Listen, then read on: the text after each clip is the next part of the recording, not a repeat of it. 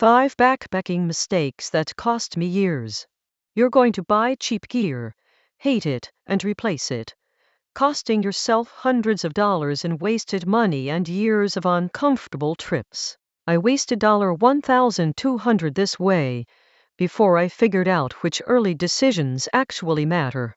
Here are the 5 mistakes that cost me the most, and the research that shows you how to avoid repeating them. Why you'll buy gear twice. Most beginners buy budget gear first because $60 for a sleeping bag feels safer than $200, but cheap gear teaches you nothing except what you don't want. Then after 2 cold nights in a $60 bag, a leaky $80 tent, and boots that destroy your feet, you realize you've been miserable the whole time. So you finally buy the real gear, a $200 sleeping bag, a $400 tent, $150 boots, and spend $750 upgrading what you should have bought for $450 in the first place. That's not just wasted money, it's wasted trips, because you've been learning what doesn't work instead of learning how to actually backpack. The fix is buying entry-level gear from a trusted brand like Co-op or Big Agnes right from the start, spending $150 on a sleeping bag instead of $50, and keeping that same gear for 5 years.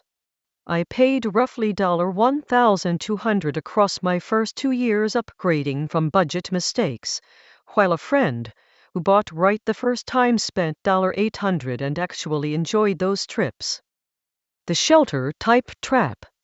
Most beginners pick shelter based on what they think a tent should look like, not on what they'll actually be camping in, and this single decision determines whether you're warm or freezing.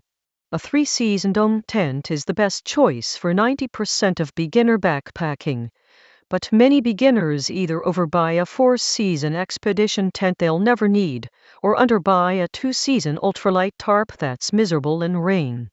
Dome tents provide better wind resistance and stability than tunnel tents, making them forgiving for campsites where the ground isn't perfectly flat, something most beginners encounter repeatedly.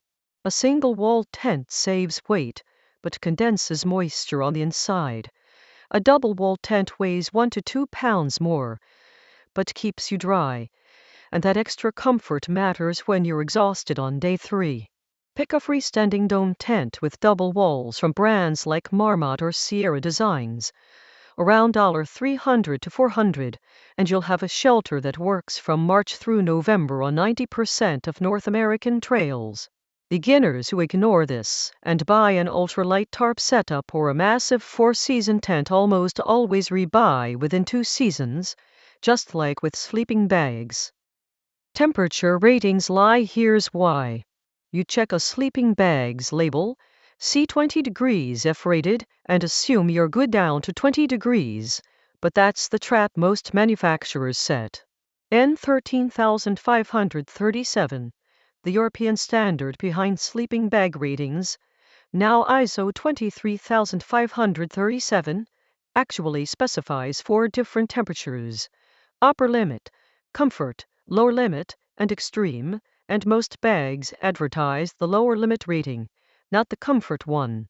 The limit temperature is barely survivable. Your body will generate enough heat to avoid hypothermia, but you'll be shivering all night. Comfort is actually sleeping well, which happens 10 to 15 degrees F warmer than the limit. So when a bag says 20 degrees F limit, you're actually comfortable down to around 30 to 35 degrees F on a good night, not in cold conditions where you need the margin for error. The fix is to always buy a sleeping bag rated 10 to 15 degrees F colder than your coldest expected camping temperature. If you backpack in spring and fall at 40 degrees F nights, you need a bag rated to 25 to 30 degrees F minimum. Once you know this, you'll stop trusting the advertised number and instead look at independent reviews on sites like Backpacking Light, which rate bags by actual comfort rather than manufacturer claims. Boots vs. trail runners. The old rule is wrong. Conventional backpacking wisdom says you need boots for support and protection, are a rule that's been passed down since the 1990s, but modern footwear and hiking research have made it almost entirely obsolete. A full hiking boot weighs 1.5 to 2 pounds per pair and sits high on your ankle, while modern trail runners weigh 0.5 to 1 lb per pair, and the vast majority of Pacific Crest Trail through hikers now wear trail runners, not boots. Weight on your feet has a disproportionate effect on fatigue. Classic exercise physiology research found carrying weight on your feet costs roughly 4 to 6 times the energy of carrying it on your back. So over a 15-mile day, that 1 to 2 lb difference compounds into real exhaustion. Trail runners with 1 to 2 mm of ground contact sensitivity actually give you better footing on scrambles and rocky terrain in boots, because you feel the ground and adjust your step in real time instead of being locked in rigid support. Unless you're carrying more than 40 pounds or hiking scree fields regularly, trail runners from brands like Salomon or Hoka provide all the support 95% of backpackers need, at 60% of the weight. I spent 3 years in boots before switching to trail runners and immediately noticed I arrived at camp less exhausted, even on the same elevation gain and distance. The simple systems that save hours.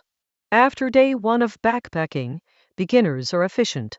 They set up camp methodically, organizing gear carefully, taking 45 minutes to get settled. By day 3, they're exhausted and camp setup becomes chaotic. Digging through the pack for a pot, looking for a lighter, searching for tent stakes scattered in the dirt. The first system is simple. Pack your gear into stuff sacks by category: kitchen, sleep system, shelter, clothing, so you never search for anything in the dark. The second system is placing your tent in the same location every night relative to your stove and pack. North side, stove south, water bottles northwest, so you move through camp on automatic and don't waste mental energy. The third system is prepping your next morning the night before. Stove ready, water bottles filled, fuel cached near the stove, so you wake up and cook breakfast without opening new stuff. These systems are free but save 30 to 45 minutes every camp day through efficiency. Across 12 trips a year, that's 6 to 9 hours of daylight and evening comfort back in your pocket. The single biggest mistake isn't one piece of gear, it's deciding what to buy without understanding the total cost in money, comfort, and wasted trips. Start by buying right, not cheap, and you'll save thousands in your first 5 years. Subscribe if you want more gear research that cuts through the marketing and actually works on the trail.